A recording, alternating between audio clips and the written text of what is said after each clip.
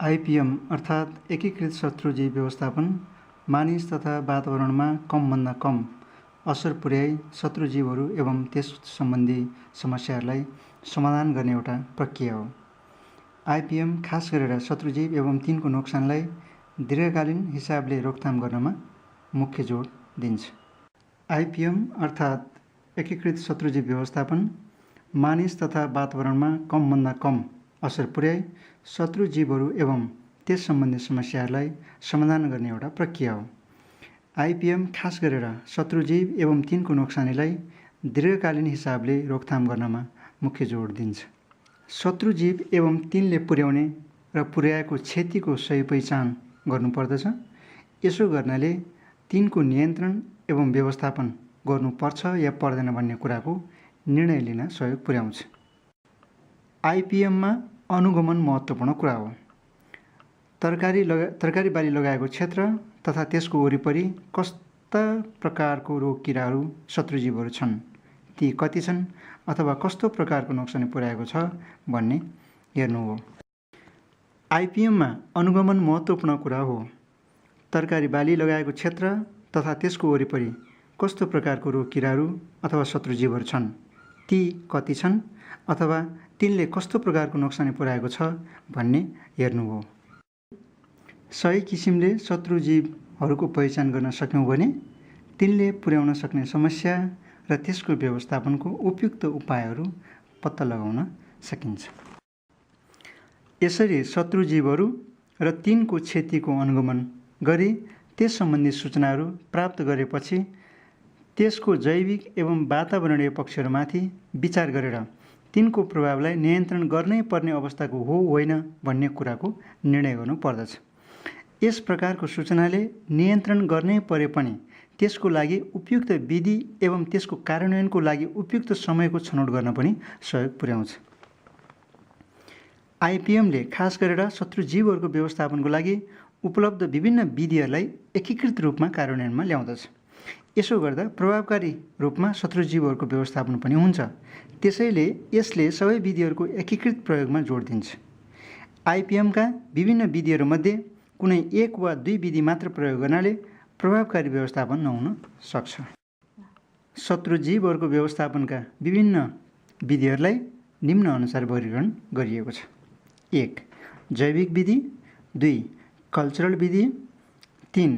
यान्त्रिक विधि र 4. रासायनिक विधि। जैविक विधिमा शत्रुजीवहरूको नियन्त्रणका लागि तिनको प्राकृतिक शत्रु जीवहरूको उपयोग गरिन्छ। उदाहरणका लागि विभिन्न खालका परजीवीहरू। 2. कल्चरल विधि, यसमा खेती गर्ने तौर तरिकाहरूमा परिवर्तन ल्याएर शत्रुजीवहरूको नियन्त्रण गरिन्छ। यसो गर्दा शत्रुजीव लाग्ने, त्यसको पुनः उत्पादन हुने, तिनका सन्तानहरू फैलने र तिनीहरू लामो समयसम्म बाँचिरहने कार्यलाई नियन्त्रण गर्न सकिन्छ। उदाहरणको लागि सिँचाइ गर्ने तरिकामा परिवर्तन, यसो गर्नाले पानी जम्ने कारणले लाग्ने रोग किराहरूको प्रकोप कम गर्न सकिन्छ। 3. यान्त्रिक विधि, यस विधिमा खास गरेर शत्रुजीवहरूलाई मार्ने अथवा तिनीहरूको लागि प्रतिकूल वातावरण सिर्जना गरी त्यहाँ रहन नदिनु हो। मुसाको लागि पासो राख्ने, झारपात नियन्त्रणको लागि मल्चिङको प्रयोग गर्ने र माटो निर्मलीकरण आदि यसका उदाहरणहरू हुन्। 4. रासायनिक विधि, यसमा विषादीको प्रयोगद्वारा शत्रुजीव तथा रोगहरूको नियन्त्रण गरिन्छ। आइपिएमको सिद्धान्त अनुसार अत्यन्तै आवश्यक भएको खण्डमा मात्र त्यसमा पनि अन्य विधिहरूसँग समायोजन गरी विषादीको प्रयोग गरिन्छ। यसो गर्दा नियन्त्रण प्रभावकारी एवं दीर्घकालीन हुन्छ, तर विषादीको छनौट गर्दा मानिसको स्वास्थ्य तथा वातावरणमा कमभन्दा कम असर पर्ने खालको हुनुपर्दछ। बिउ ब्याडको तयारी, ब्याड खास गरेर बिउ उमार्नको लागि प्रयोग गरिने सानो क्षेत्र हो।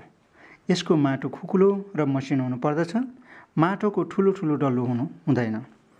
यसको तयारी एवं व्यवस्थापन गर्दा निम्न कुराहरूमा ध्यान दिनु पर्दछ। 1. खेर गएका हाँगाबिङ्गा एवं जराहरूलाई हटाउनु पर्दछ। यस प्रकारको खेर गएका वस्तुहरूमा शत्रुजीव वा किराहरूको अन्डा एवं रोगको जीवाणुहरू रहने सम्भावना बढी हुन्छ। 2. सम्याउने, पानीको राम्रो निकासको लागि ब्याडलाई सम्याउनु पर्दछ। 3. माटोलाई मसिनो पार्ने, माटो राम्ररी खनेर मसिनो पार्ने। यसो गर्दा हावा र पानी माटोभित्र सजिलै जान सक्दछन् र त्यसले जरालाई माटोभित्र जान सघाउँछ। 4. माटो सुधार। यसको लागि जैविक मलको प्रयोग गर्नुपर्दछ। र 5. रासायनिक मलको प्रयोग। रासायनिक मलको प्रयोग गरेर माटोमा नाइट्रेट र फस्फेट लगायत अन्य सूक्ष्म तत्त्वहरूको व्यवस्था गर्नुपर्दछ। माटो निर्मलीकरण। माटोमा भएका हानिकारक जीवाणुहरूलाई माटोको निर्मलीकरण विधिद्वारा नष्ट गर्न सकिन्छ। यसो गर्दा माटोलाई पारदर्शी प्लास्टिकले छोपेर राख्नुपर्दछ,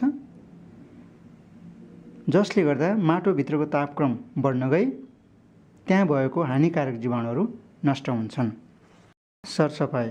रोग तथा किरा लागेको वा त्यसले बिगारेका फलफुल तथा हाँगाहरू माटोबाट निकाल्नु पर्दछ। बाली काटछाँटमा प्रयोग गर्ने हतियारहरू पनि बेला बेलामा, खास गरेर काटछाँट गर्ने बेलामा अथवा रोग र किरा लागेको हाँगाबिँगा काटेपछि त्यसलाई निर्मलीकरण गर्नुपर्दछ। अन्य ठाउँहरूमा प्रयोग भएको औजारहरूलाई पनि सफा गर्नुपर्दछ।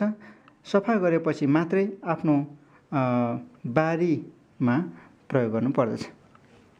यसरी हेर्दा सरसफाइ, माटो निर्मलीकरण र ब्याडको तयारी, बिउ ब्याडको तयारी यी चाहिँ प्रत्यक्ष रूपमा रोग र किराको नियन्त्रणको लागि नभए पनि यी कुराहरूमा राम्रो ध्यान दिनाले रोग र किराहरू लाग्नबाट बचाउन र लागिसके पछाडि पनि प्रभावकारी नियन्त्रण गर्ने कुराहरूमा यसले सहयोग पुर्याउन सक्छ।